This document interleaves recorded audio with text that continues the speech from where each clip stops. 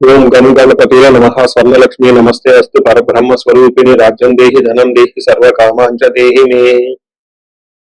స్వర్ణలక్ష్మి అమ్మవారు ప్రతి ఒక్కరికి చక్కగా బ్రహ్మతత్వాన్ని, తద్వారా ప్రతి ఒక్కళ్ళు ప్రతి నిమిషం సంతోషంగా, హ్యాపీగా, ఉత్సాహంగా ఉండాలని చెప్పేసి అమ్మవారి యొక్క కృపా కటాక్షం ప్రతి ఒక్కరి మీద ఉండాలని చెప్పేసి మనం కోరుకుందాం, అమ్మవారిని ప్రార్థిద్దాం.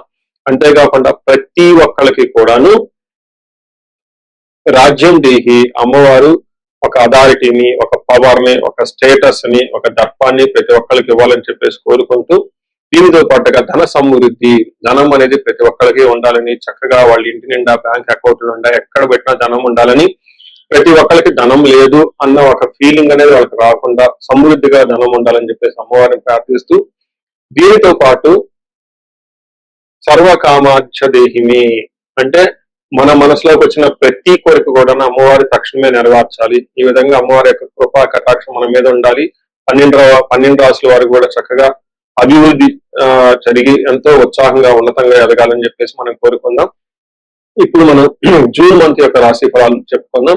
జూన్ మంత్ రాశి ఫలాలు చెప్పుకుంటే ఈ జూన్ మాసంలో మనకి 2-3 రకాల విశిష్టతలు ఉన్నాయండి, అవి తెలుసుకుందాం. ఫస్ట్, ఈ జూన్ మంత్ మనకి అధిక జ్యేష్ఠ మాస పౌర్ణమితో స్టార్ట్ అయ్యి నిజ జ్యేష్ఠ మాసం పౌర్ణమితో ఎండ్ అయిపోతుందని మీరు గమనించాలి.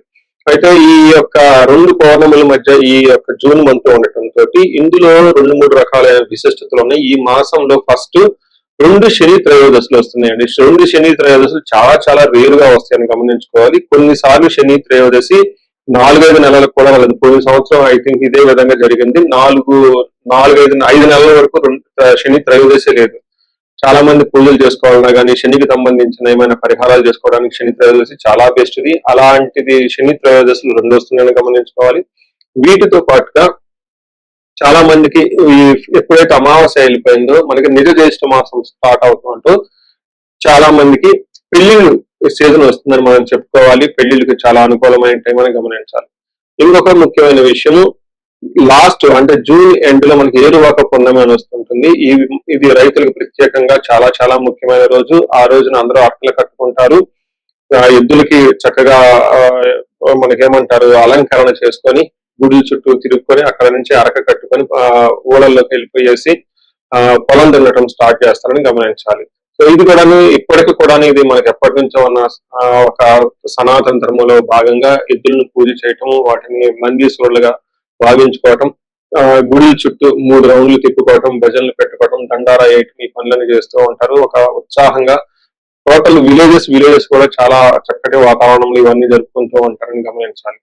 సో ఇది ఈ జూన్ మంత్ లో ఉన్న యొక్క విశిష్టతలు, ముఖ్యమైన పండగలు, అలానే ముఖ్యమైన ఇంపార్టెంట్ డేట్లను మనం చెప్పుకున్నాం. ఇప్పుడు ఇంకొకటి చెప్పుకోబోతున్నాం, అది జ్యోతిష శాస్త్రం ప్రకారంగా గ్రహాల గురించి. జూన్ మాసంలో 5 గ్రహాలు మారుతూ ఉన్నాయండి.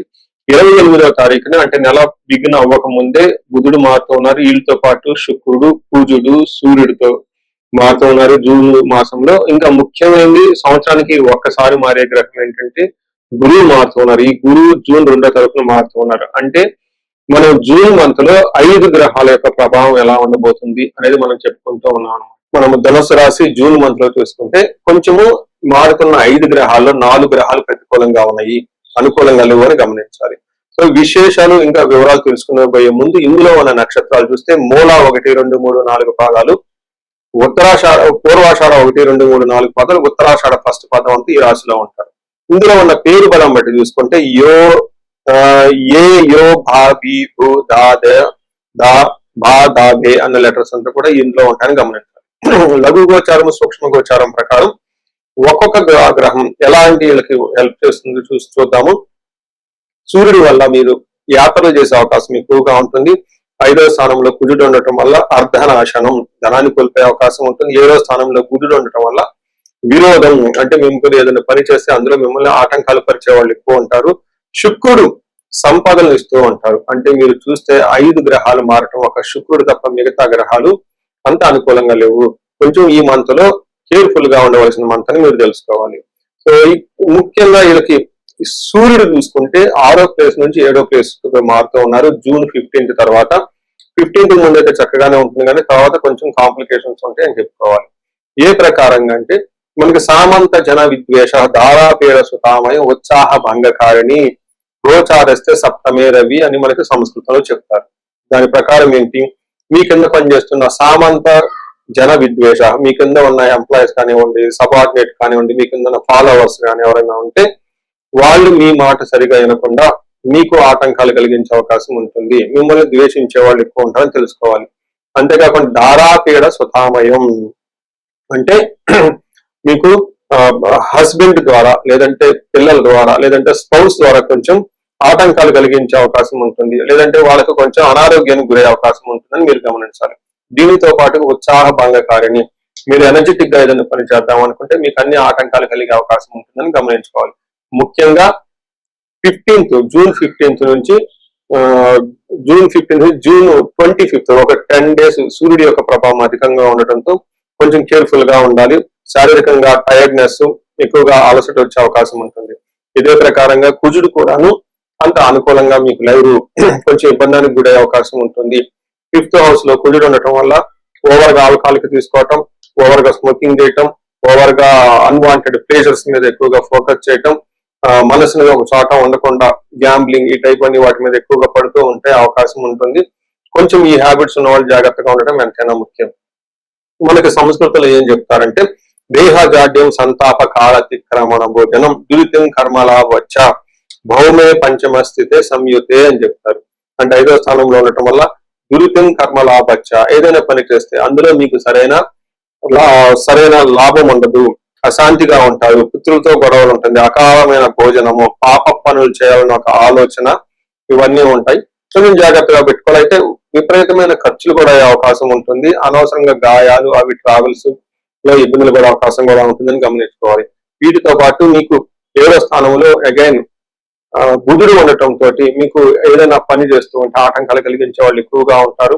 ట్రాన్సాక్షన్స్ ఏమైనా చేస్తే అందులో ఇబ్బంది పడే అవకాశం ఉంటుంది.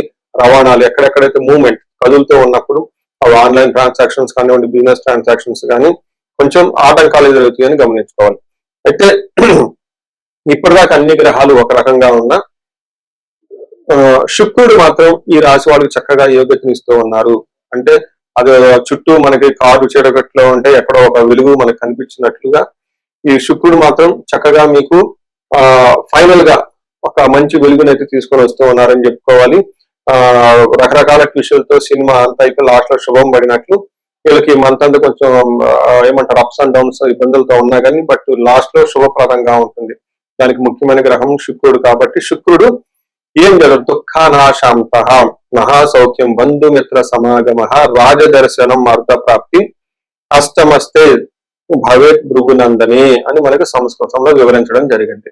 దాని మీనింగ్ చూసుకుంటే దుఃఖానాశ, ఎంత దుఃఖం వచ్చినా గానీ ఆ దుఃఖాన్ని మీరు పోగొట్టుకుంటారు. మహాసౌఖ్యం, ఓవరాల్ గా చాలా కంఫర్టబుల్ గా ఉంటారు. బంధుమిత్ర సమాగమ, బంధువులతోటి మిత్రులతోటి కలుస్తూ ఉంటారు. రాజదర్శనం ప్రాప్తి, హైయర్ అఫీషియల్ కలవటము, రాజకీయ నాయకులు వాళ్ళని కలవటం, రాజకీయ నాయకులు అయితే వాళ్ళపై అధికారులను కలవటం, ఇలా పై ఉన్న ఎవరైతే వాళ్ళ పై స్థాయి వాళ్ళు ఉన్నారో వాళ్ళతో చక్కగా కలిసి వాళ్ళతో సంప్రదింపులు చేసుకొని కావాల్సిన పనులన్నీ రాబట్టుకునే అవకాశం చాలా ఎక్కువగా ఉంటుంది. ఆర్థ ప్రాప్తి, ఫైనల్ గా కీర్తి, గౌరవము, అభివృద్ధి, సంపదలు వస్తాయని గమనించుకోవాలి. అదే విధంగా శుక్రుడు 2వ స్థానంలో చూడటంతో ఈ స్మూత్ గా డబ్బులు సంపాదించుకోవటం, చక్కటి ఫుడ్ తినటము, కుటుంబ సభ్యులతో చక్కగా కలిసి ఉంటారని తెలుసుకోవాలి. సో చూశారు కదండి, ఇప్పటిదాకా అన్ని గ్రహాలు ఇబ్బంది పడుతున్నా శుక్రుడు మీకు లాస్ట్ లో ఒక మంచి ఉత్సాహకరమైన వాతావరణాన్ని ఇచ్చి మంచి చేస్తారని మీరు గమనించుకోవాలి. సో ఈ ప్రకారంగా మీరు ఈ మంత్ కొంచెం ఆలోచించుకొని ఇంపార్టెంట్ పనులు ఏమైనా ఉంటే పోస్ట్ పోన్ చేసుకుంటే చాలా బెటర్. అయితే అప్పటిదాకా జరుగుతున్న రొటీన్ గా చేసే పనులు మాత్రం యాజ్ యూజ్ గా చేస్తూ ఉంటే సరిపోతుంది. సో ఈ రాశి వాళ్ళకి పరిహారాలు చూసుకుంటే వీళ్ళకి నవగ్రహ ఆరాధన చాలా ఇంపార్టెంట్. మహాన్యాసపూర్వక ఏకాదశ రుద్రాభిషేకం చక్కగా ఇంట్లో చేయించుకుంటే ఏమైనా దోషాలు ఉంటే పోతూ ఉంటాయి. అలా కాకపోయినా ఇంకా ఏదైనా ఒక వ్రతం గాని హోమం గాని మీకు చక్కగా 15th తర్వాత నిజ జ్యేష్ఠ మాసంలో ఏమైనా చేసుకుంటే చక్కగా కలిసి వచ్చే అవకాశం ఉంటుంది. వీలైతే ఎక్కువగా వెకేషన్కి వెళ్ళండి, ఆశ్రమాలకి మఠాలకి, అక్కడ కొంచెం టైం స్పెండ్ చేస్తే బాగుంటుంది. మనం ఇప్పుడు రెమెడీస్ చూసుకుంటే ముఖ్యంగా నేను అందరికి సలహా ఇచ్చేది ఏంటంటే మీ వయసు కనుక 35 to 45 ఉంది, ఎక్కడ లైఫ్ లో మీరు ఆగిపోయారు, ఇప్పుడు దాకా గ్రోత్ ఉంది, చక్కగా ఒక మేనేజర్ పొజిషన్ లో ఉండి ఉన్నతంగా ఉంది, కానీ లైఫ్ ఇప్పుడు అనేది మీకు ఛాలెంజింగ్ గా ఉంది. దీన్ని మనం జనరల్ గా మిడ్ లైఫ్ క్రైసిస్ అని చెప్తూ ఉంటారు చాలా మంది. బట్ జ్యోతిష శాస్త్రంలో మిడ్ లైఫ్ క్రైసిస్ ఎందుకు వస్తుంది అనేది చాలా చక్కగా వివరించడం జరిగింది. ఆ టైంలో మీకు శాపాలు అనేవి యాక్టివేట్ అవుతూ ఉంటుంది. ఆ టైంలో మీకు గ్రహ దోషాల నుంచి ఈ గ్రహ దోషాలు కూడా మీకు యాక్టివేట్ అవుతూ ఉంటాయి. ఇది ఒక్కసారి మీరు ఇన్ కేసు మీ ఏజ్ కనుక అలా ఉండి అప్పటిదాకా బాగుండి మధ్యలో మేము లైఫ్ లో స్ట్రక్ అయిపోయాము, గ్రోత్ లేదు, డైరెక్షన్ లేదు, సరిగా ఇంప్రూవ్మెంట్ లేదు, రిలేషన్షిప్స్ లో ప్రాబ్లమ్స్ వస్తూ ఉన్నాయి, ఎలా వెళ్ళాలో కన్ఫ్యూజన్ లో ఉన్నారు అనుకున్నప్పుడు ఖచ్చితంగా ఒకసారి జ్యోతిష శాస్త్రంలో మీ ఇండివిడ్యువల్ హారోస్కోప్ చూపించుకోండి. అందులో టోటల్ శాపాలు ఏమైనా ఉన్నాయో స్కాన్ చేసుకుని అవి ఇప్పుడు యాక్టివ్ గా ఏమైనా ఉన్నాయో తెలుసుకోవడం చాలా చాలా ముఖ్యం. ఇప్పుడు దాకా మనం చెప్పుకున్న ఈ గోచార ఫలితాలు మీకు 30-40% మాత్రమే ఎఫెక్ట్ అవుతాయి.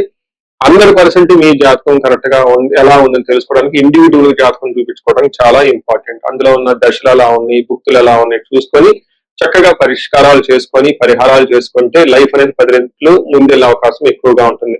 చాలా మందికి ధనానికి ఇబ్బంది పడిపోతూ ఉంటారు. అప్పటిదాకా ధనం ఫ్లో ఉంటుంది, సడన్ గా ధనం ఫ్లో ఆగిపోయి ఉంటుంది. వాళ్ళు స్వర్ణలక్ష్మి విశేష హోమం చేయించుకోవటం, కుబేర పాశుపతం చేయించుకోవటం చాలా ముఖ్యం. దీనితో పాటు చాలా మంది భార్యాభర్తల మధ్య అన్యోన్యత అనేది లేకుండా చాలా ఇబ్బంది పడిపోతూ ఉంటారు. ఏదో ఉన్నామంటే ఉంటారు కాబట్టి ఈ యొక్క భార్యాభర్తల మధ్య గొడవ వల్ల ఇంట్లో అనేక రకమైన ప్రాబ్లమ్స్, మిస్అండర్స్టాండింగ్స్ వస్తూ ఉంటాయి. బంధువుల చుట్టాలతో కూడా ఒకసారి మీకు అంతా విలువకుండా పోతూ ఉంటారు. ఇలాంటి వాళ్ళు అన్యోన్య దాంపత్య పాశుపతం చేయించుకోవటం లేదా విశ్వావసు గంధర్వరాజ మహా హోమం చేయించుకోవటం, విశేష హోమం చేయించుకుంటే జాతకంలో ఉన్న దోషాలు పోయి చక్కగా ఉంటారు.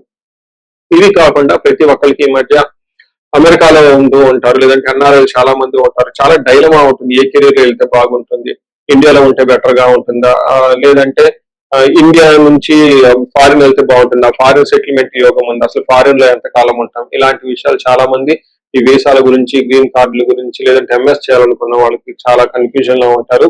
అలాంటి వాళ్ళు కూడా ఒకసారి జాతక చక్రం చూపించుకుంటే చాలా బాగుంటుంది. యూజువల్ గా వీసాలు రావడానికి నేను మన్యు పాశుపత అభిషేకం విత్ రాహు గ్రహానికి శాంతులు ఎక్కువ చేస్తూ ఉంటాను. ఇలా రాహువుకి సంబంధించి మన్యు పాశుపతం చేస్తే వీటితో పాటు లక్ష్మీ గణపతి జపము, ఇప్పుడు ఇలా స్వర్ణలక్ష్మి జపం చేసుకుంటూ ఉంటే ఇక్కడ ఫారిన్ లో ఈ వీసా ప్రాసెసింగ్ లేదంటే ఈ డాక్యుమెంటేషన్ వర్క్ అనేది చాలా చక్కగా ఫాస్ట్ గా ఎలాంటి ఆటంకాలు లేకుండా అయ్యే అవకాశం ఉంటుంది. ఇది కాకుండా ఇంకా మీరు ఏమైనా ఇండివిజువల్ గా మీకు ఛాలెంజెస్ ఉన్నాయి, హెల్త్ బాగలేదు, మహామృత్యుంజయ హోమము, ఇంకా ఏమైనా మీకు మీ యొక్క శత్రు బాధలు విపరీతంగా ఉన్నారు, చండీ హోమం చేయించుకోవటం, చండీ హోమంతో పాటు ఇంకా మీకు విపరీతమైన మిమ్మల్ని ఇబ్బంది పెట్టేసి మిమ్మల్ని భయభ్రాంతులకు గురి చేసే వాళ్ళు ఎక్కువగా ఉన్నారు, బగలాముఖి జపము హోమము ఇవి చేయించుకుంటూ ఉంటే మీ చుట్టూ ఒక మంచి ప్రొటెక్టివ్ ఎన్విరాన్మెంట్ ఉంటుంది. సో ఈ మధ్యకాలంలో ఎక్కువగా నేను చండీ హోమాలు కూడా చక్కగా చేస్తూ ఉన్నాను. సాఫ్ట్వేర్ వాళ్ళకి, రాహు దశ నడిచిన వాళ్ళకి, రాహు అంతర్దశలో ఉన్న వాళ్ళు, ఇంకా నేను చాలా మందికి కాసప దోషాలు కూడా దగ్గరుండి చక్కగా నా ఆధ్వర్యంలో పూజలు చేపిస్తూ ఉన్నాను. ఇలాంటి వాళ్ళు మీ ఇండివిడ్యువల్ జాతకంలో ఒకసారి చూపించుకొని ఎక్కడైనా మీ లైఫ్ స్ట్రక్ అయ్యాము అనుకుంటే వాటికి చక్కగా ఎందుకు కారణం తెలుసుకొని పరిష్కారాలు తెలుసుకోవటం వల్ల మీ లైఫ్ 10 ముందుకెళ్ళే అవకాశం ఎక్కువగా ఉంటుంది.